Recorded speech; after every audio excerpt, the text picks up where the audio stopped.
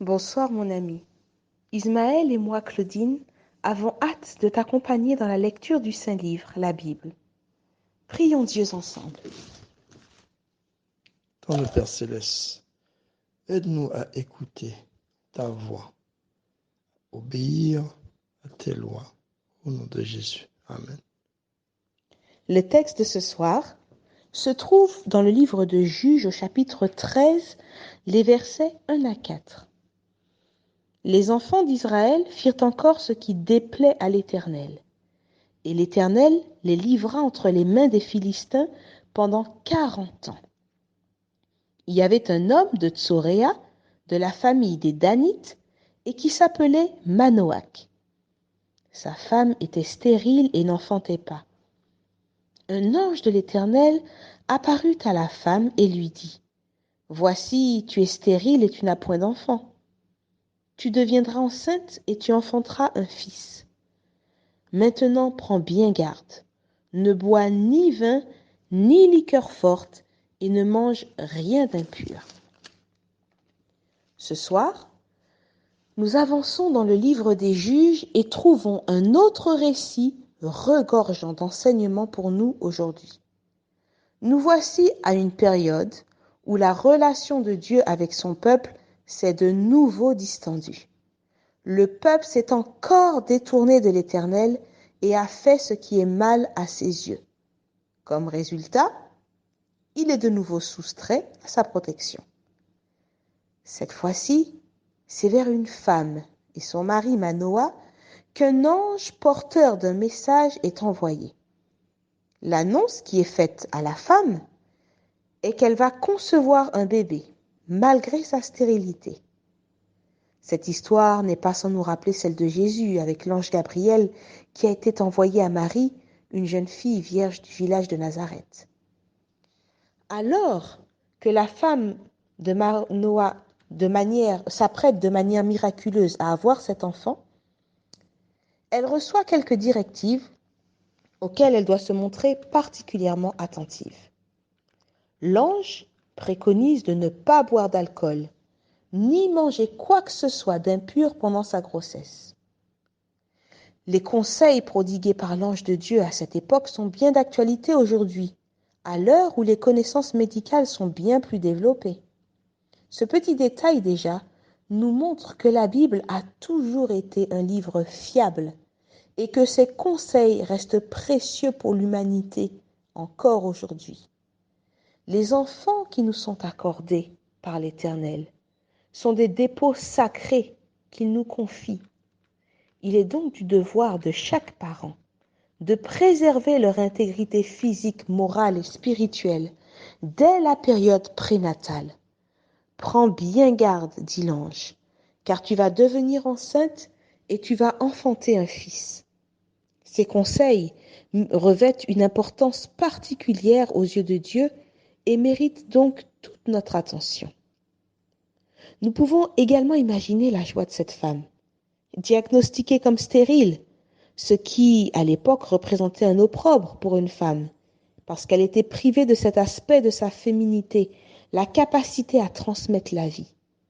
Nous ignorons au bout de combien d'années de prière elle a enfin pu accueillir cette nouvelle de la part de Dieu. Les recommandations de l'ange montrent aussi que les bénédictions de Dieu, en réponse à nos prières, s'accompagnent toujours d'une grande responsabilité dans la gestion de celles-ci. Une fois nos prières exaucées, nous ne devrions pas ignorer l'auteur de notre grâce, mais nous tourner vers lui afin d'obtenir la formation nécessaire sur la meilleure manière de les gérer et de faire honneur à celui qui nous en a fait le don. Ce soir, mon ami, Ismaël et moi t'interpréterons ce chant. Merci Seigneur pour les épreuves de la vie, afin de t'inviter à le reconnaître dans toutes les phases et les circonstances de ta vie et à lui manifester ta reconnaissance pour ce qu'il permet et toutes ces choses qu'il veut transformer en bénédiction pour toi. Je te lis la première strophe du chant. Merci Seigneur pour les épreuves de la vie. Si je te laisse me conduire, je serai plus fort. Merci Seigneur pour la patience que tu me donnes. Quand les difficultés sont là, tu es près de moi. Car ce n'est pas dans ma nature de me soumettre à toi, Seigneur, et de laisser régner en moi ton Esprit Saint. Quand je veux prendre en main ma vie, voulant tout seul la diriger, j'oublie si souvent d'écouter ta volonté.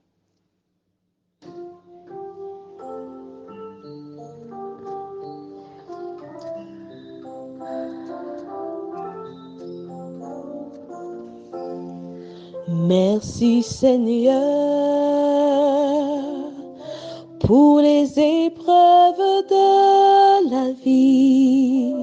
Si je te laisse me conduire, je serai plus fort. Merci Seigneur pour la patience que tu me donnes. Quand les difficultés sont là, tu es près de moi.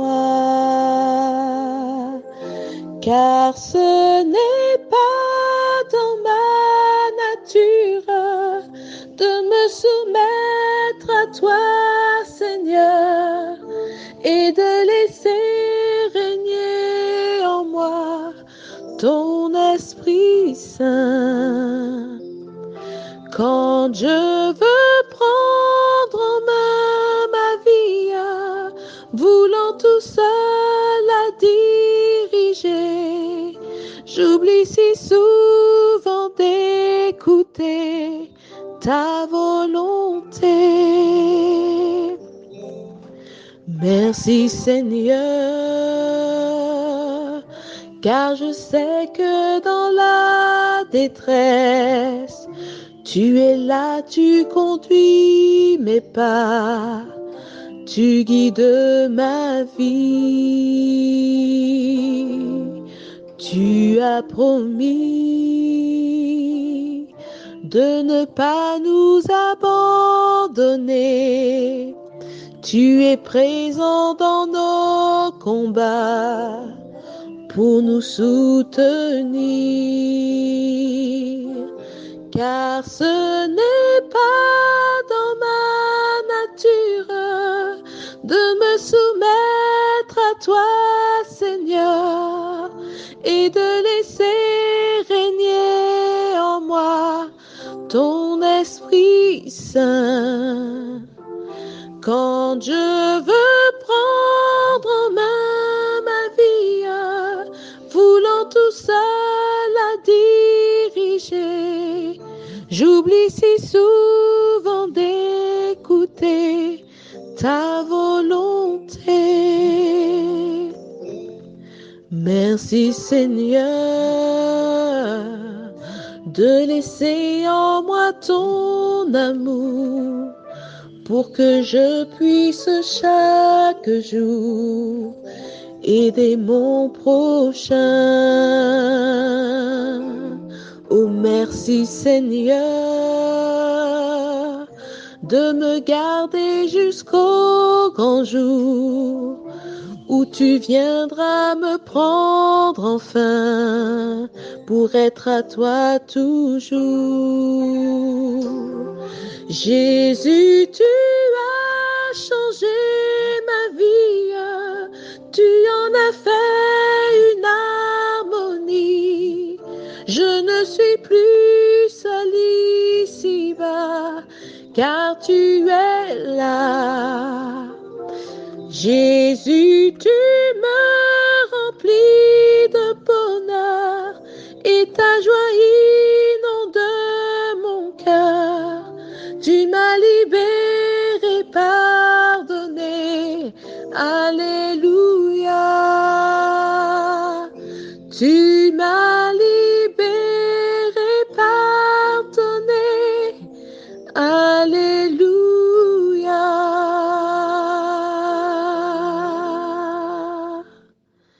Que l'Éternel te bénisse, mon ami, et que ton cœur recherche avec humilité ses directives pour chaque domaine de ta vie.